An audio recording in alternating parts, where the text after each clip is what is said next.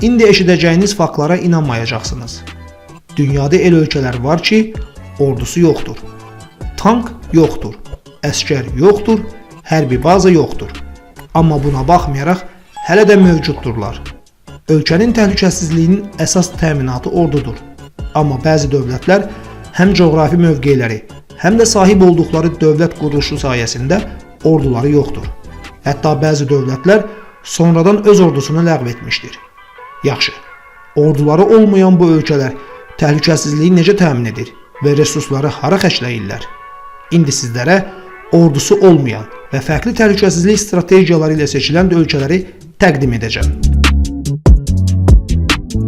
Kosta Rika 1949-cu ildə ordusunu ləğv edib və müdafiə büdcəsini təhsil, səhiyyə və ətraf mühitin qorunmasına yönəldib. Ölkədə daxili təhlükəsizlik üçün ictimai təhlükəsizlik qüvvələri mövcuddur. Ölkənin konstitusiyasına görə 1949-cu ildən ölkədə ordu qadağan edilib. 1947-ci ildə imzalanan müqaviləyə görə hər hansı bir ölkə Kosta Rikaya hücum edərsə, 21 dövlət bu ölkənin müdafiəsinə qoşulur. Bunlar arasında Amerika, Çili və Kuba da var. İslandiyanın daimi bir ordusu yoxdur. Ölkənin müdafiəsi Amerika və NATO üzvlüyü ilə təhlükəsizlik müqaviləsi vasitəsilə həyata keçirilir. İslandiyada kiçik bir sahil mühafizəsi və fövqəladə vəziyyətlər üçün böhranlara cavab bölməsi var.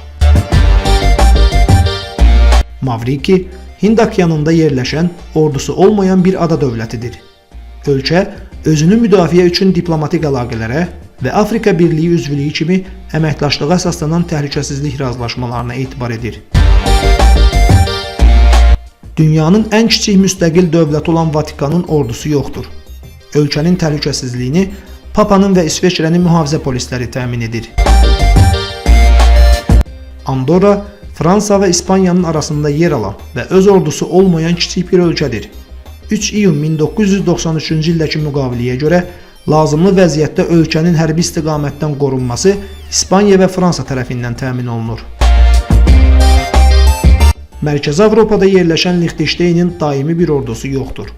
1868-ci ildə ordunun saxlanması xərcləri çox olduğundan ordu ləğv edilib.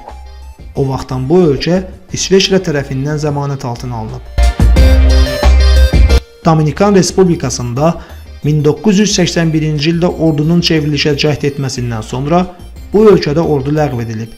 Ölkədə yerli təhlükəsizlik qüvvələri lazım olan zaman ordunun funksiyalarını yerinə yetirmək vəzifəsini üzərlərinə götürüblər. Belə videoların davamını görmək istəyirsinizsə, şərhlərdə fikir bildirməyinizi unutmayın.